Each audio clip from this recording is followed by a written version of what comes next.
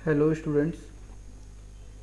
आज हम लोग लेक्चर 8 एनपीओ का स्टार्ट करेंगे और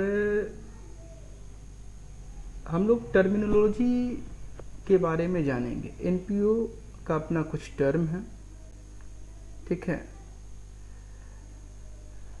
जैसे सब्सक्रिप्शंस के बारे में हम लोगों ने लेक्चर 7 में जाना और करेंट ईयर का हम लोग सब्सक्रिप्शंस कैसे कैलकुलेट करते हैं वो सीखा।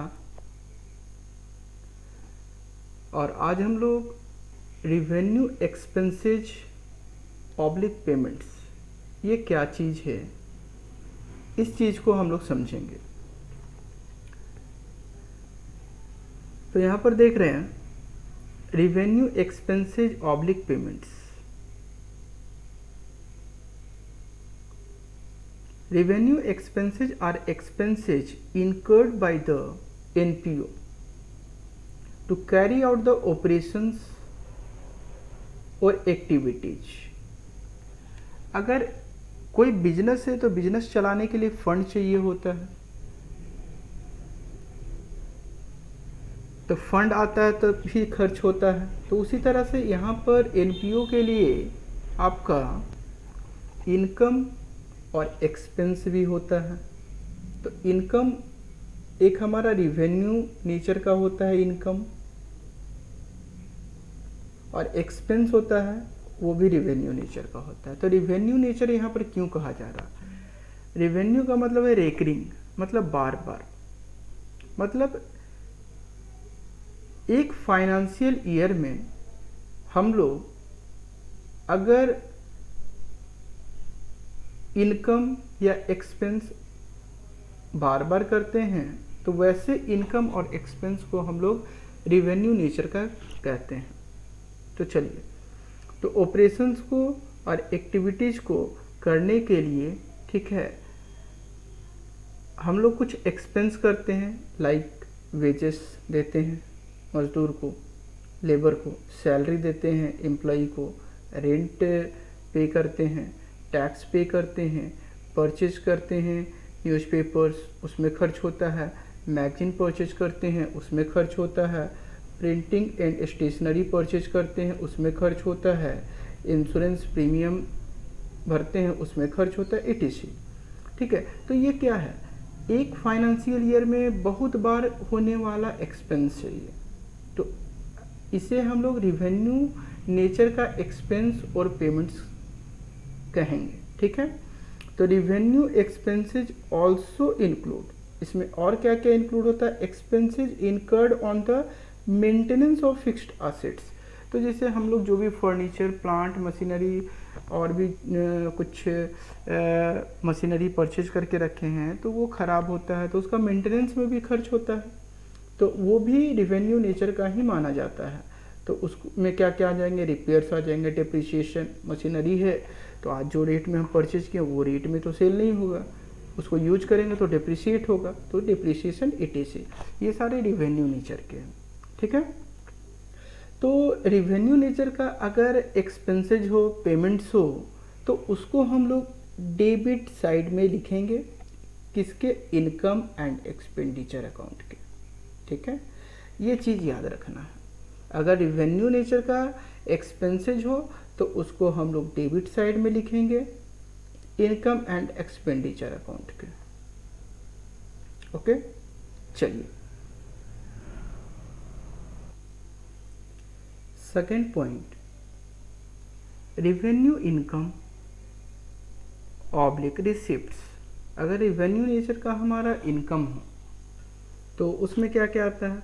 तो amounts received as income such as entrance fee, देखिए, general donations, sale of scraps, sale of old used sports materials, ये सबसे पैसा आएगा ना, डिविडेंड्स, लाभांश, interest on investment oblique fixed deposit, general grants, rent, subscription and interest on investment other than interest on specific fund investments. तो ये सारा हमारा रिवेन्यू नेचर का इनकम है, तो इसको कहाँ दिखाएंगे? तो याद रखना है क्रेडिट साइड किसके? इनकम एंड एक्सपेंडिचर के, लेकिन रिवेन्यू नेचर का होगा तभी। चलिए यहाँ पर समझते हैं, डायग्राम बनाकर रखे हैं। यहाँ पर देखेंगे आप कि हमारा जो एक्सपेंस है और जो इनकम है वो दो नेचर का है। पहला एक्सपेंस का नेचर रिवेन्यू नेचर, जो भी हम लोगों ने जाना, एक्सपेंसेस, और इसको पेमेंट्स भी बोल सकते हैं आप, ठीक है।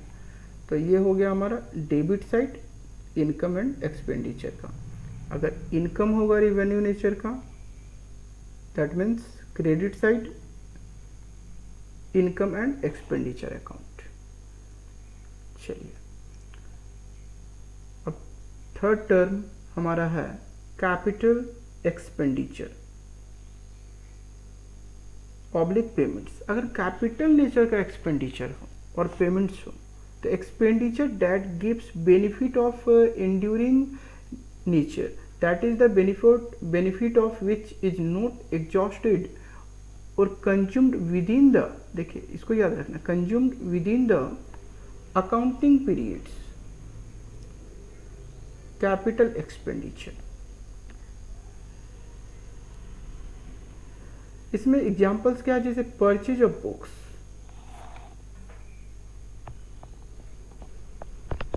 Purchase sports equipment, furniture, investments, building, etc, ये सब क्या कहलाएगा? कैपिटल नेचर का एक्सपेंडिचर होगा, जिसका हम लोग एक ही अकाउंटिंग पीरियड में यूज करके उसको खत्म नहीं कर देते, उसको आने वाले समय में भी यूज करते हैं, ठीक है। इसीलिए हम लोग इसको कैपिटल नेचर का एक्सपेंडिचर और पेमेंट्स मानते हैं। तो अगर कैपिटल नेचर का एक्सपेंडिचर हो और पेमेंट्स हो, तो उसको हम लोग असेट साइड बैलेंस शीट के लिखते हैं, ठीक है। तो ये इनकम एंड एक्सपेंडिचर अकाउंट में तो नहीं जाएगा, ये कहाँ जाएगा? असेट साइड बैलेंस शीट के, ठीक है। चलिए यहाँ डायग्राम से भी समझ लेते हैं। देखिए अगर कैपिटल नेचर का हमारा एक्सपेंडिचर हो तो उसको बैलेंस शीट के असेट साइड में लिखेंगे। चलिए फोर्थ है हमारा कैपिटल रिसिप्ट्स। कैपिटल नेचर का जैसे एक्सपेंडिचर था, उसी तरह कैपिटल नेचर का रिसिप्ट्स भी है। तो capital receipts are the receipts by NPO that are received for a specific purpose. तो कैपिटल रिसिप्ट्स हम लोग किसको मानेंगे? तो ऐसा इनकम, ठीक है, या ऐसा रिसिप्ट जो किसी स्पेसिफिक पर्पस से दिया गया हो एनपीओ को। तो जैसे entrance fee non recurring nature का हो, तब ये बैलेंस शीट में चला जाएगा। किस साइड? तो लायबिलिटीज साइड। वहीं endowment fund, specific donation, prize fund, tournament fund, specific legacies and life membership fee ETC, ये सब कैपिटल नेचर का है। तो कैपिटल नेचर का अगर रिसिप्ट्स होगा तो उसको हम लोग लायबिलिटीज साइड शो करेंगे, बैलेंस शीट का लायबिलिटीज साइड में इसको लिखेंगे। आप याद रखना है इस बात। चलिए एक बार आइए डायग्राम देख लेते हैं हम लोग, क्लियर हो जाएगा आप लोगों को। चलिए यहाँ देखिए expenses oblique payments revenue nature का होगा, डेबिट में इनकम एक्सपेंडिचर के लिखा जाएगा। कैपिटल नेचर का एक्सपेंस और ऑब्लिक पेमेंट्स होगा तो बैलेंस शीट के असेट साइड लिखा जाएगा। अगर इनकम हमारा रिवेन्यू नेचर का होगा तो credit side income expenditure account के। अगर इनकम हमारा या रिसिप्ट्स भी कह सकते हैं आप, और रिसिप्ट्स हमारा अगर कैपिटल नेचर का होगा तो इसको कहाँ शो करेंगे? तो बैलेंस शीट के लायबिलिटी साइड में। चलिए आगे बढ़ते हैं हम लोग। नेक्स्ट है हमारा donations. It is the amount received by NPO from supporters in the form of cash or kind for carrying out the purposes for which NPO is formed. Donation can be two types. देखिए donation क्या है, जो हमारे supporters होते हैं NPO के वो देते हैं कैश के फॉर्म में और काइंड के फॉर्म में। किस पर्पस से? तो जिस पर्पस से NPO को फॉर्म किया गया है उसको पूरा करने के लिए डोनेशन दिया जाता है। तो डोनेशन दो तरह का देखने को मिलेगा हम लोग को, ठीक है, क्वेश्चन में। एक जनरल डोनेशन और दूसरा स्पेसिफिक डोनेशन। तो कैसे पकड़ेंगे कि आप जनरल डोनेशन है कि स्पेसिफिक डोनेशन है? तो जनरल डोनेशन में कहता है in this donor doesn't specify the purpose. इसमें डोनर जो होगा, दान करने वाला, वो पर्पस स्पेसिफाई नहीं करेगा कि किस पर्पस से डोनेशन हम दे रहे हैं NPO को, ठीक है। For which amount should be used, कि अमाउंट को कहाँ यूज किया जाएगा, ठीक है। इट इज रिवेन्यू इनकम, इसको हम लोग किस नेचर का मान रहे हैं भाई? रिवेन्यू इनकम मान रहे हैं ना, रिवेन्यू रिसिप्ट्स मान रहे हैं ना। तो बताइए, अभी अभी हम लोग जाने कि रिवेन्यू नेचर का है ये, रिवेन्यू रिसिप्ट से हमारा ये। तो रिवेन्यू नेचर का रिसिप्ट्स को हम लोग कहाँ दिखाते हैं? तो क्रेडिट साइड दिखाएंगे ना। किसके क्रेडिट साइड? तो इनकम एक्सपेंडिचर के क्रेडिट साइड। तो वही लिखता है NPO and credited to income and expenditure account. तो जनरल डोनेशन होगा, दैट मीन्स कि वहाँ पे पर्पस स्पेसिफाई नहीं होगा। और हम लोग जनरल डोनेशन को सिंपल डोनेशन भी कहते हैं। वहीं आते हैं स्पेसिफिक डोनेशन।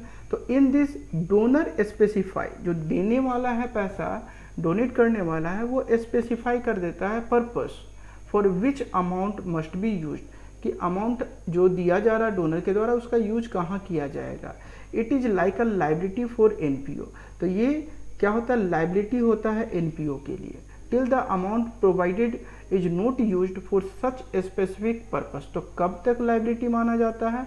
जब तक वो अमाउंट को उसी काम में एक्सपेंस नहीं कर दिया गया हो, तब तक वो लाइबिलिटी होता है NPO के लिए। And thereafter balance in a specific donation account is transfer to capital fund account. तो फिर बोलता है बैलेंस को हम लोग कहाँ करते हैं? Specific thereafter balance in a specific donation account is transfer to capital fund account. तो इसमें आप लोग याद रखेंगे, ये जो स्पेसिफिक डोनेशन होगा विथ कंडीशन अगर मिला होगा, पर्पस डिसाइडेड होगा, तो इसको आप किस नेचर का मानेंगे? तो ये हमारा होगा कैपिटल रिसिप्ट्स होगा, कैपिटल नेचर का होगा ये। अब कैपिटल नेचर होने के कारण अभी अभी हम लोग पढ़े ना कि ये कहाँ जाएगा? बैलेंस शीट में तो जाएगा, लेकिन बैलेंस शीट के किस साइड जाएगा? तो बैलेंस शीट के लायबिलिटी साइड जाएगा। बैलेंस शीट के लायबिलिटी साइड में हम लोग इसको लिखते हैं, ठीक है। तो इस चीज़ को याद रखना। चलिए, और इसमें डोनेशन में एक बात याद रखेंगे कि इसमें स्मॉल अमाउंट भी होता है, बिग अमाउंट भी होता है, ठीक है। तो स्मॉल अमाउंट अगर होता है तो उसको भी हम लोग रिवेन्यू नेचर का मानते हैं। और ये स्मॉल अमाउंट कैसे हम लोग पहचान करेंगे? तो ये हम लोग जब क्वेश्चन बनाएंगे तब हम डिस्कस करेंगे, स्मॉल और बिग अमाउंट, ठीक है। इस चीज़ को भी याद रखेंगे। बिग अमाउंट को हम लोग कैपिटल नेचर का मानते हैं, स्मॉल अमाउंट को हम लोग रिवेन्यू नेचर का मानते हैं। तो इसीलिए वो चला जाएगा इनकम एंड एक्सपेंडिचर के क्रेडिट में, और ये जाएगा बैलेंस शीट के लायबिलिटी साइड में। चलिए, अब बात करते हैं नेक्स्ट टॉपिक। यहाँ कहता है एंट्रेंस फी। तो एंट्रेंस फी और एडमिशन फी भी हम लोग इसको कहते हैं। तो it is an amount that is paid by a person to become a member. तो एक पर्सन देता है एंट्रेंस फी और एडमिशन फी मेंबर बनने के लिए of a NPO, not for profit organization. Since it is received by the NPO from its potential members, it is treated as revenue receipt. देखिए यहाँ पे एंट्रेंस फी को क्या कहता है? रिवेन्यू रिसिप्ट का माने, which is shown on the credit side income expenditure का। अगर हम लोग रिवेन्यू नेचर का मानेंगे तो ऑब्वियस सी बात है कि उसको हमको शो कहाँ करना पड़ेगा?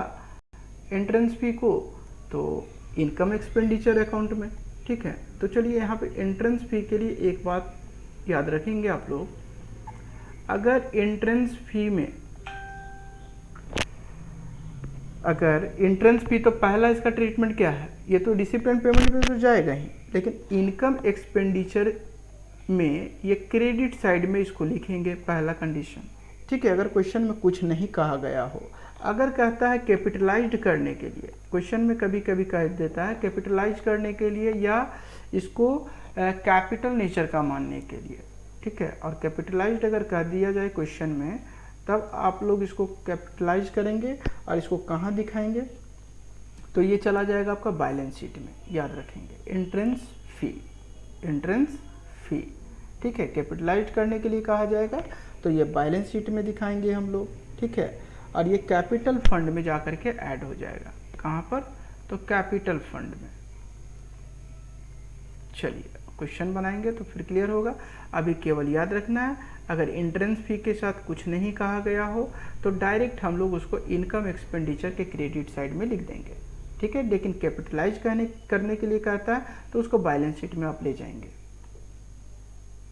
चलिए अब बात करते हैं लाइफ मेंबरशिप फी। तो it is not accounted as an income because a life member makes a one time payment and avails lifetime services। कहता है कि it is not accounted as income, income की तरह इसको नहीं लिया जाता है। क्यों, कारण है इसका, क्योंकि life member makes a one time payment. Life member जो होते हैं वो एक बार ही पेमेंट करते हैं और वो पूरे जीवन के लिए एनपीओ के लिए सर्विस प्रोवाइड करते हैं।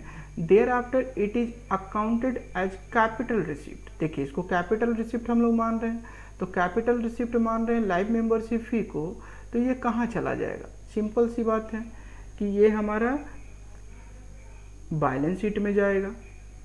किस साइड, तो लाइबिलिटी साइड में, ये याद रखेंगे। चलिए and added to capital fund, और कहाँ ऐड हो जाएगा, कैपिटल फंड में जा करके on the liability side of the balance sheet, ठीक है। ये चीज़ को ध्यान रखना है आप लोग को। चलिए अब बात करते हैं नेक्स्ट हम लीगेसी। लीगेसी क्या है, जिसको वसीयत कहते हैं। तो लीगेसी के बारे में कहता है कि the amount which is received as donation, मतलब डोनेशन के रूप में ही ये रिसीव होता है, ठीक है, एनपीओ को under will of a diseased person, मतलब एक बीमार व्यक्ति के द्वारा, ठीक है, वो मिलता है उसके इच्छा से, उसी को हम लोग कहते हैं legacy. The accounting treatment of legacy depends upon the nature of receipt and conditions specified with that receipt. अब लीगेसी को भी हम लोग देखेंगे कि क्या वो कैपिटल नेचर का है या रेवेन्यू नेचर का है, ठीक है, लीगेसी। तो अगर मान लेते हैं, यहाँ पर याद रखना है, अगर कंडीशन के साथ लीगेसी मिल रहा तो हम उसको क्या मानेंगे, कंडीशन के साथ है तो कैपिटल नेचर, कंडीशन नहीं है कुछ भी तो वो हो जाएगा हमारा नॉर्मल, ठीक है, रेवेन्यू नेचर का। तो कहता है पहला नंबर इसमें, in case there are any specific conditions they are to be classified as specific donation, such amounts are recorded as capital receipt and therefore credited to a specific fund account, else capital fund account when received in nature of capital receipt without any specific condition, ठीक है। तो अगर हम लोग का कोई condition होगा तो कैपिटल रिसिप्ट मानेंगे, जिस कारण से ये बैलेंस शीट में चला जाएगा। दूसरा, in case there are no specific conditions it is accounted as general donation, इसको हम लोग जनरल डोनेशन के जैसा ही ट्रीट करेंगे, ठीक है। जो डोनेशन का काम था उसी तरह से लीगेसी का भी सेम काम होगा, ठीक है।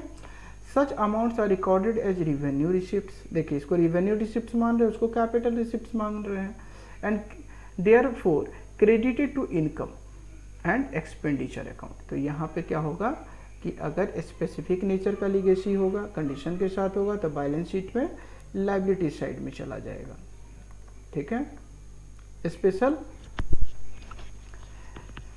अब यहाँ पर रिवेन्यू नेचर का होगा तो वो कहाँ चला जाएगा, इनकम एंड एक्सपेंडिचर अकाउंट में। किस साइड में हम लोग लिखेंगे, तो क्रेडिट साइड में।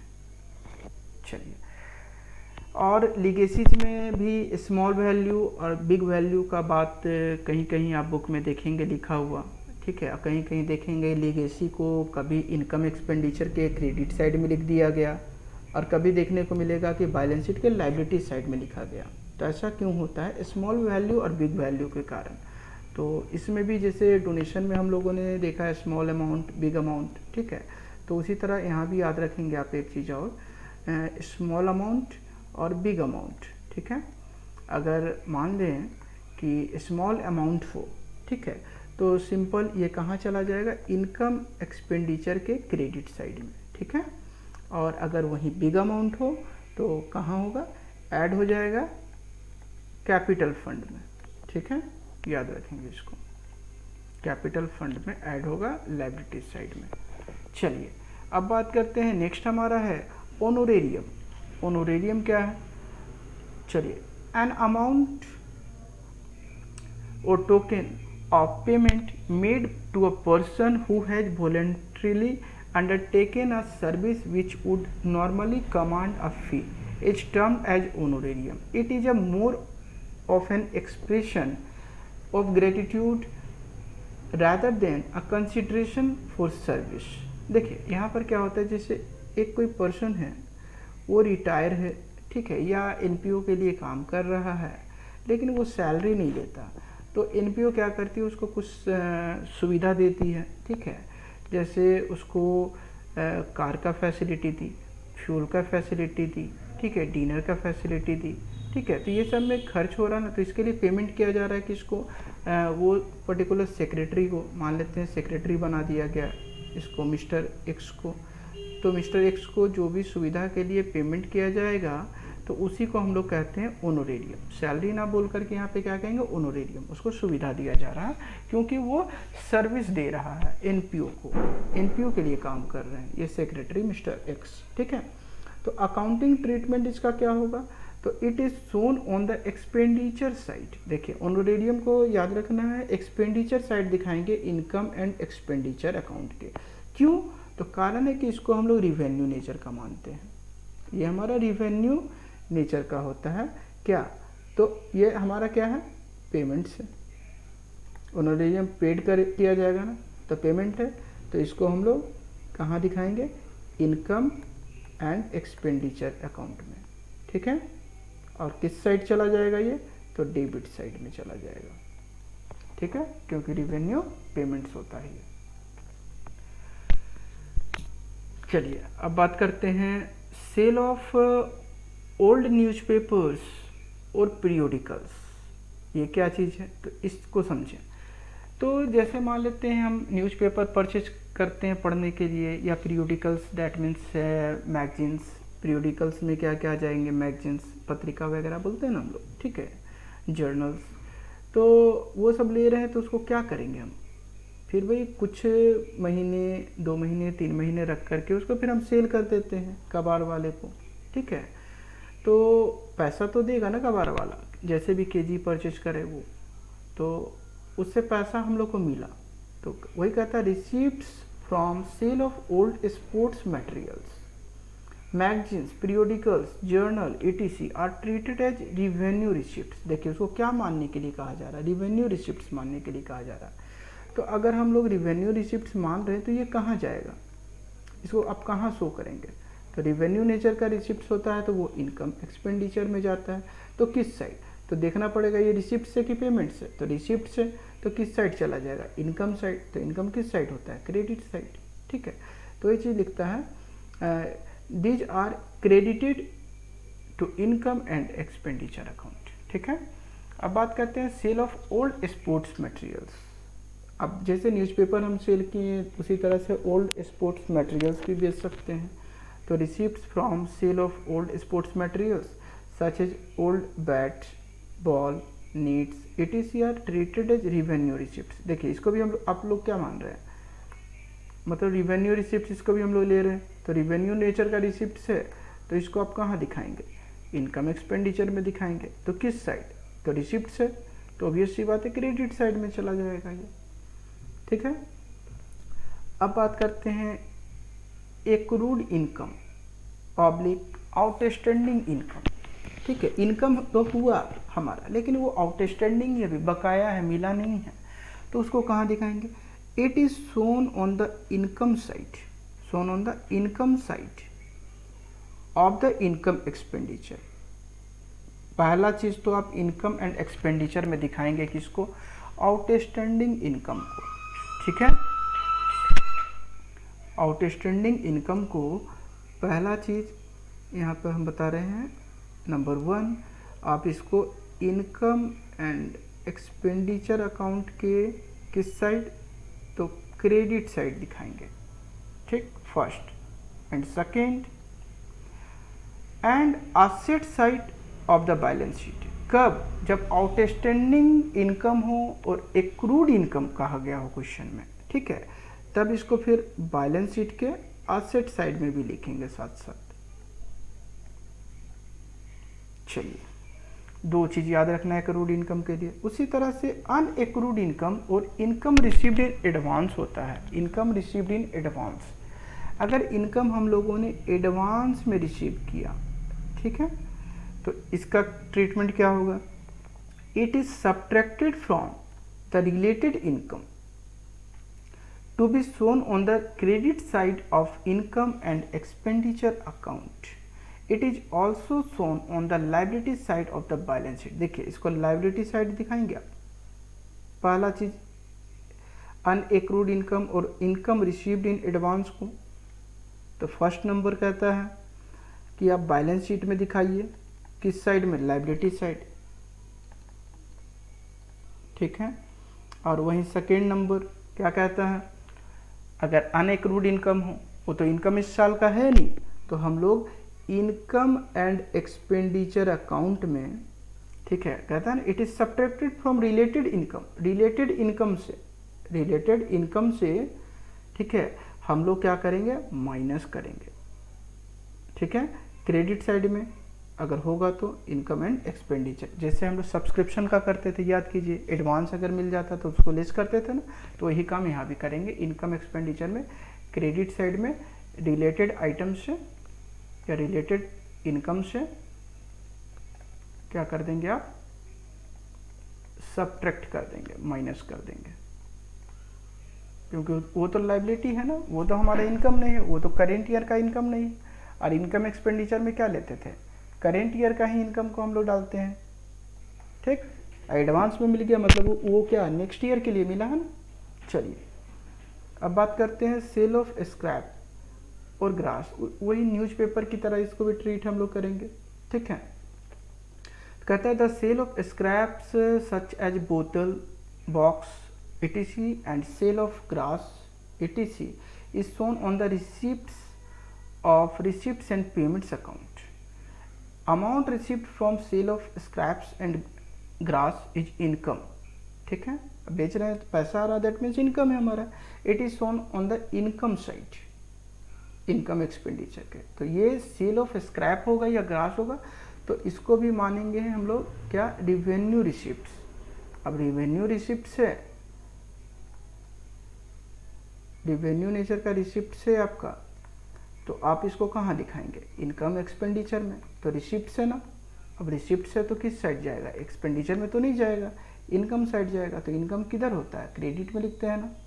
चलिए, अब बात करते हैं ग्रांट्स की। ग्रांट्स क्या होता है उसको समझते हैं। ग्रांट्स के लिए कहता है government schools, colleges, government schools, colleges, universities, hospitals, etc. get government grants for their activities। मतलब कि स्कूल्स को, कॉलेजेस को, यूनिवर्सिटीज़ को, मतलब जो भी एनपीओ हैं उनको गवर्नमेंट क्या करती है, ग्रांट्स देती है एक्टिविटीज़ को करने के लिए।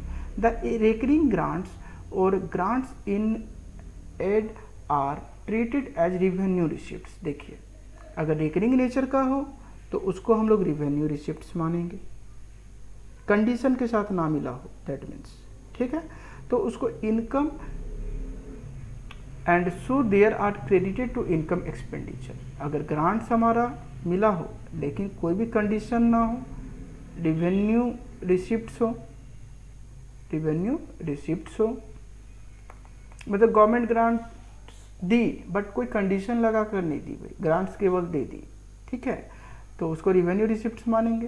तो रिसिप्ट से ये, तो इनकम एक्सपेंडिचर में किस साइड दिखाएंगे आप, तो income side, that means credit कर देंगे। चलिए, फिर वही कहता है अदर ग्रांट्स सच बिल्डिंग ग्रांट। देखिए यहाँ कंडीशन रख दिया, गवर्नमेंट दी पैसा लेकिन बिल्डिंग बनाने के लिए, लाइब्रेरी के लिए, डेवलपमेंट ग्रांट्स दी, डेवलपमेंट करने के लिए, तो उसी में हम ये पैसा लगा सकते हैं। तो ये लाइबिलिटी हो गया ना हमारा। तो इसको किस नेचर का मानेंगे, कैपिटल नेचर का मानेंगे। तो ये हमारा क्या हो गया, कैपिटल रिसिप्ट्स हो गया ना। चलिए ये हमारा कैपिटल रिसिप्ट्स हो गया। तो कैपिटल रिसिप्ट्स को कहाँ दिखाते हैं जी, तो बैलेंस शीट में। Such grants are transfer to specific fund account and shown on the liability side of the balance sheet. तो याद रखेंगे स्पेसिफिक फंड अकाउंट हम लोग क्रिएट कर लेंगे और लायबिलिटी साइड में बैलेंस शीट का दिखाएंगे, ठीक है, याद रखेंगे। अभी क्वेश्चन बनाएंगे तो और भी ज़्यादा क्लियर हो जाएगा, अभी केवल इसका अकाउंटिंग ट्रीटमेंट याद रखना है। चलिए अब बात करते हैं इंडोमेंट फंड। ये क्या है, इंडोमेंट फंड कहता है it is a fund arising from a bequest और gift the income of which is devoted for a specific purpose. देखिए मतलब यहाँ पर दान से है, दान और गिफ्ट दिया जाता है, ठीक है, उसी को हम लोग इंडोमेंट फंड कहते हैं। Hence it is a capital receipt, तो इसको हम लोग कैपिटल नेचर का मानते हैं, ठीक है, इंडोमेंट फंड को हमेशा। And shown on the liability side, तो इसको कैपिटल रिसिप्ट मान रहे हैं आप लोग, ठीक है, कैपिटल रिसिप्ट हम मान रहे हैं किसको, इंडोमेंट फंड को। तो ये कहाँ जाएगा, बैलेंस शीट में जाएगा, और किस साइड जाएगा, लायबिलिटी साइड, ठीक है। तो इसको इनकम एक्सपेंडिचर में हम लोग नहीं दिखाएंगे क्योंकि कैपिटल रिसिप्ट को हम लोग दिखाते नहीं है।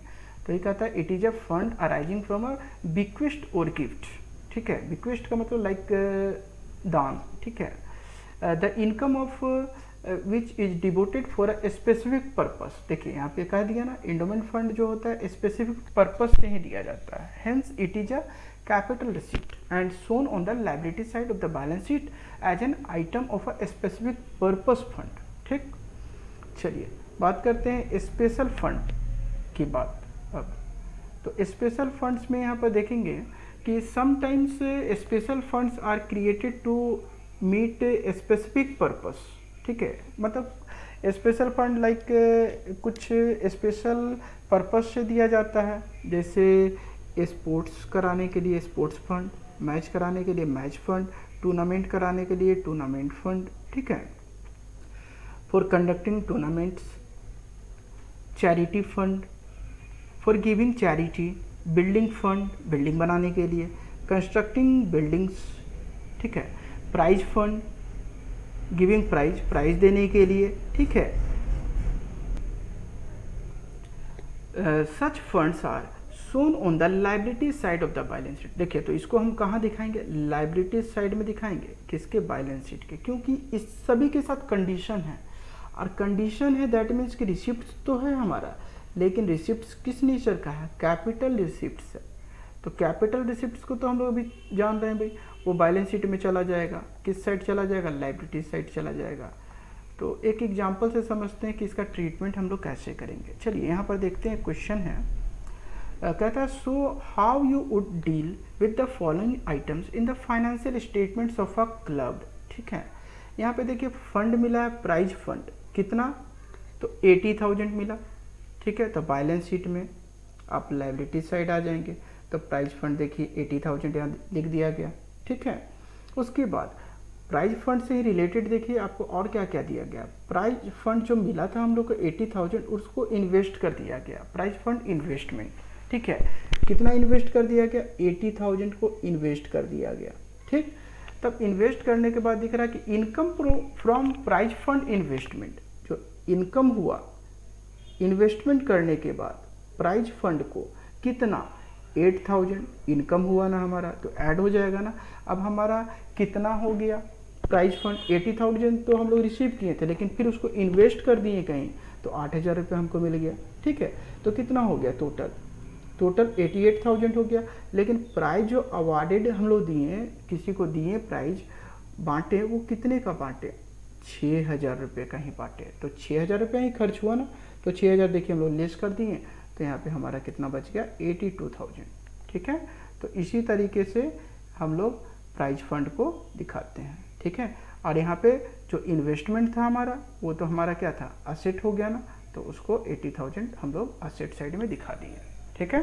तो इस तरीके से हम लोग सारे टर्म्स का जो भी हम लोग टर्मिनोलॉजी आज पढ़े हैं उसका ट्रीटमेंट करेंगे, ठीक है। बेसिकली आप लोग ये चीज़ को याद रखेंगे, ये चार्ट, फिर आपका सारा कुछ क्वेश्चन आसानी से बनेगा। ये चार्ट को एक बार बता देते हैं, रिवीजन कर देते हैं इसको। चलिए, एक्सपेंसेज और पेमेंट्स दो नेचर का होता है, रिवेन्यू और कैपिटल। अगर रिवेन्यू नेचर का हो, ठीक है, उसको हम लोग रेकरिंग भी कहते हैं, याद रखना है, रेकरिंग। तो उसको इनकम एक्सपेंडिचर के डेबिट में, कैपिटल नेचर का होगा बैलेंस शीट के असेट साइड में, ठीक है, पेमेंट्स होगा तब।